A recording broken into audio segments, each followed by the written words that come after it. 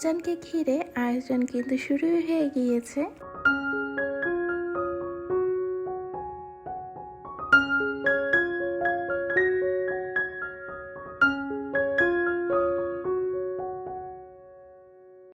আসসালামু আলাইকুম, সবাই কেমন আছেন? আশা করি যে যেখানেই আছেন আল্লাহর রহমতে ভালো আছেন। আমিও ভালো আছি আলহামদুলিল্লাহ।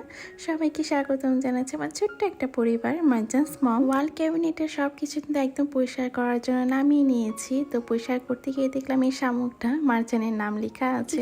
অনেক দিন পরে যদি ক্লিন করতে যাই তাহলে কিন্তু ছোটোখাটো জিনিসের মতো অনেক অনেক স্মৃতি মনে পড়ে যায়। এই শামুকটা কিন্তু নিয়েছিলাম যখন আমরা সেন্ট মার্টিন গিয়েছি তখন। তো ওইখানকার যে স্মৃতি সেটা তো আর ভোলার মতো না, অনেক ভালো সময় কিন্তু কেটেছিল।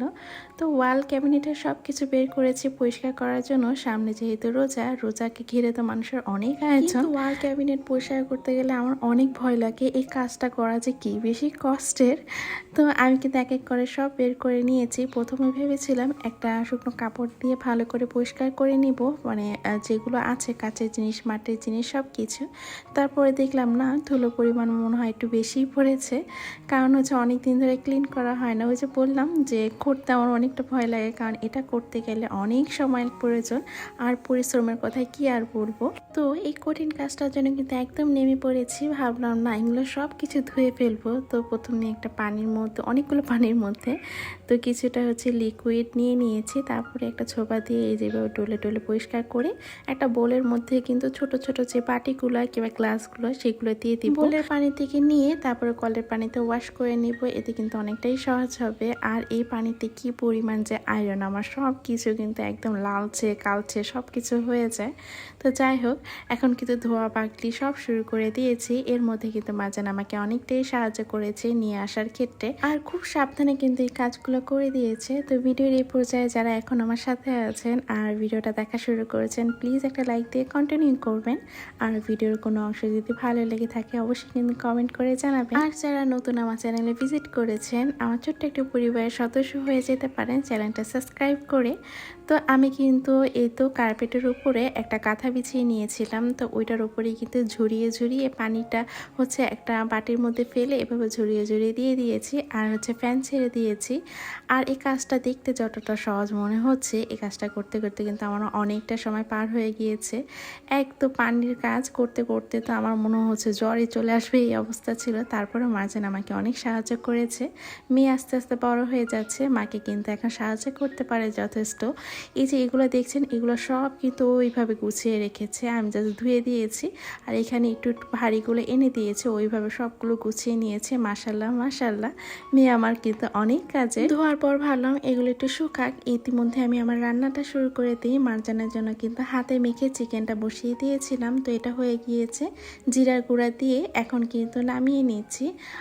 ফ্রিজে একটু পোলাও আছে, আর পোলাও চিকেন হলে মার্জান তো অনেক খুশি হয়েছে। আর মেয়ে আমার অনেক কাজ করেছে, তাই ওর জন্য একটু ভালো মন্দ খাবার, ও কিন্তু অনেক বেশি খুশি হয়ে গিয়েছিল। আর আমাদের জন্য কিন্তু রাইস কুকারে ভাতটা বসিয়ে দিয়েছি। তো কাজের ফাঁকে ফাঁকে এই কাজগুলো কিন্তু করে নিয়েছি, কারণ ওই কাজও করতে হবে আবার এই কাজও কিন্তু করতে হবে। তো আজকে কিন্তু আমি বাইলা মাছ রান্না করব, এটা আমার বাবার অনেক পছন্দের একটা খাবার। তো আমার মা যখনই রান্না করতো বাইলা মাছটাকে ফার্স্টে হচ্ছে এরকম হলুদ আর একটু লবণ দিয়ে একটু তেল দিয়ে সামান্য পরিমাণ পানি দিয়ে এভাবে বসিয়ে দিত। এটা ভাজতো না কিংবা কাঁচা অবস্থায় দিত না। বাইলা মাছটা কিন্তু অনেকে সুন্দর করে মাখিয়ে তারপর রান্না করে ভালো লাগে, কিন্তু আমার বাবা যেহেতু পছন্দ করতো না, তো আমার মা কিন্তু সবসময় এই কাজটা করতো, ভাজতো না, কিন্তু এভাবে একটুখানি তেল হলুদ লবণ দিয়ে একটু সানি করে সিদ্ধ করে নিত মাছটাকে। মানে সিদ্ধ বলা যায় না, মানে দেখে বুঝে নিতে হবে। তো ওইভাবে করার পরে আমি কিন্তু এক চুলায় হচ্ছে মশলা কষাচ্ছিলাম। তো আমি কিছু টমেটো মানে পিউরি করে রেখেছি এটা ফ্রোজেন করার জন্য, সেটা আর শেয়ার করলাম না। তো ওইখান থেকে কিছুটা হচ্ছে এই মশলার মধ্যে দিয়ে দিয়েছি। যদিও আমি টমেটো আর আলু দিয়ে এই তরকারিটা রান্না করব, তো তারপরে একটুখানি পেস্ট দেওয়ার পরে কিন্তু এর স্বাদটা অনেক বেশি বেড়ে গিয়েছে। আর হচ্ছে কিছুটা আস্ত হচ্ছে টমেটো দিয়ে দিব, ওইটার জন্য কিন্তু আমি কিছুটা টমেটো কেটে নিয়েছি। তো মার্জানের বাবা বাজার থেকে অনেক অনেক টমেটো কিনে নিয়ে এসেছে, আর আলহামদুলিল্লাহ আমার ছাদেও কিন্তু অনেক টমেটো হয়েছে। যদিও কে জানি নজর দিয়েছে মনে হয়, কারণ গাছগুলো একদম মরে মরে যাচ্ছে, দেখে কিন্তু অনেক খারাপ লেগেছিল। তো অন্যদিকে কিন্তু আমার যখন আলুটা কষানো হয়ে গিয়েছে, আমি কিন্তু এখানে ঝোলের পানিটা দিয়ে দিয়েছিলাম। তারপরে যে কাটা টমেটোটা আর আগে থেকে এই রেডি করা মাছটাকে দিয়ে দিয়েছি। এখন ঢেকে রেখে দিব একদম পানিটা শুকিয়ে আসার পর্যন্ত, মানে যতটুকু আমি ঝোল চাই। তারপরে এই যে আমার গাছের ধনিয়া পাতা দিয়ে নামিয়ে নিব। আর কালারটা এত সুন্দর এসেছে, সাথে কিন্তু খেতে অনেক বেশি মজার হয়েছিল মাছটা। তো অন্য চুলায় হচ্ছে আমি করলা ভাজি করে নিব। আমার ঘরে কিছু থাকুক বা না থাকুক, করলাটা কিন্তু থাকবে। মার্জান বাবা সবসময় নিয়ে আসে, কিন্তু রমজান আসছে এখন তো আর এটা খেতে পারবে না, যতটুকু ছিল ভাজি করে নিয়েছি। আর হচ্ছে ইফতারির জন্য আমি কিছুটা চিকেন এরকম মেরিনেট করে রাখবো। তো এটা বেশি দিন মেরিনেট করে থাকলে কিন্তু ভালো লাগে, তাই এই কাজটা আমি একটু আগে থেকে করে নিয়েছি। তো ধুয়ে ঝরাতে দিয়ে দিলাম। তো অন্যদিকে দেখলাম যে সব কিছু শুকিয়ে গিয়েছে। তো আমি এখন চলে এসেছি আমার হচ্ছে এই ক্যাবিনেটটা একটু ক্লিন করার জন্য। অনেক ধুলা পড়েছে। প্রথমে কিন্তু একটা কাপড় দিয়ে তারপরে আমি পরিষ্কার করে নিয়েছি। তারপর একটা টিস্যু দিয়ে গ্লাসগুলো ক্লিন করে নিচ্ছি। আমার ক্যাবিনেটটা পুরাটাই হচ্ছে পুরো গ্লাস আর অল্প অল্প কাঠের, দেখলেই বুঝতে পারবেন। তো গ্লাসগুলো ক্লিন করতে কিন্তু অনেক বেশি কষ্ট হয়। ক্লিনজার একটা তৈরি করেছি আমি, কিছুটা পানির সাথে একটু ভিম লিকুইড আর হচ্ছে ভিনেগার অ্যাড করে নিয়েছি। এতে করে কিন্তু খুব সুন্দর করে গ্লাসগুলো ক্লিন হয়ে যায়। প্রথমে আমি পেপার দিয়ে ঘষে ঘষে গ্লাসটা ক্লিন করে একটা সুতি কাপড় দিয়ে তারপরে পরিষ্কার করে নিচ্ছি। এতে কিন্তু গ্লাসগুলো একদম সুন্দর হয়ে গিয়েছে। আর অন্যদিকে যেগুলো ধুয়ে রেখেছিলাম সেগুলোকে তো একদম পানি ঝরে গিয়েছিল, এগুলো আর পরবর্তী সময় মোছার কোনো প্রয়োজন হয়নি। এভাবে নিয়ে নিয়ে কিন্তু আমি এগুলোকে একদম গুছিয়ে নিয়েছি। এই কাজটা করতে কিন্তু আমার অনেকটা সময় লেগে গিয়েছিল, কারণ সকাল থেকে তো ধোয়া পাকলা করলাম রান্না বান্না, তারপরে এখন এই যে গুছাতে গুছাতে কিন্তু একদম সন্ধ্যা হয়ে গিয়েছে। কাজটা করতে কষ্ট হলেও কিন্তু আমার কিন্তু পরিষ্কার করার পরে দেখতে অনেক বেশি ভালো লেগেছে। আমার এই ক্যাবিনেটটা আমার কিন্তু অনেক শখের, আমার কাছে কিন্তু অনেক বেশি ভালো লাগে এটা। তো এই পাশে কিন্তু সবসময় আমার মাটির জিনিসগুলো রাখি। ক্যাবিনেটের এই পাশে হচ্ছে একটু ভারীভাবে কাঠের ডিজাইন করা, আর এই নিচের দুই পাশে দুইটা ডয়ার আর মাঝখানে এরকম ক্যাবিনেট করা আছে, যেখানে হচ্ছে কিচেনেরই কিছু জিনিস আমি রেখে দিই। আর উপরেও কিন্তু খুব সুন্দর করে সিম্পলের মধ্যে ডিজাইন করা আছে। আমার এটা সিম্পলের মধ্যে কিন্তু গর্জিয়াস বলা যায়, কারণ হচ্ছে কাঠের ডিজাইনটা খুব সামান্য, কিন্তু গ্লাসে কিন্তু এর সৌন্দর্য একদম বাড়িয়ে দিয়েছে। তো ক্লিন করার পর কিন্তু অনেক ভালো লাগছে। তো তারপরে চলে গেলাম আগে থেকে যে ধুয়ে ঝরিয়ে রেখেছিলাম চিকেনগুলো, সেগুলো ম্যারিনেট করার জন্য। এর মধ্যে কিন্তু আমি আদা রসুন, ধনিয়া গুঁড়া, সামান্য পরিমাণ হলুদের গুঁড়া, মরিচের গুঁড়া, জিরার গুঁড়া, তারপর হচ্ছে গোলমরিচের গুঁড়া, সয়া সস, টমেটো সস, লবণ, ওয়েস্টার সস সব মিলিয়ে নিয়েছিলাম। আর আমি সবসময় কিন্তু এইভাবে ম্যারিনেট করে রাখি, অনেক বেশি ভালো লাগে খেতে। আর কিছুটা টমেটো সস অ্যাড করেছি। তো বেশিরভাগই দেখা যায় মার্জানের জন্য এই জিনিসটা আমি ম্যারিনেট করে রেখে দিই ওর টিফিনে নেওয়ার জন্য।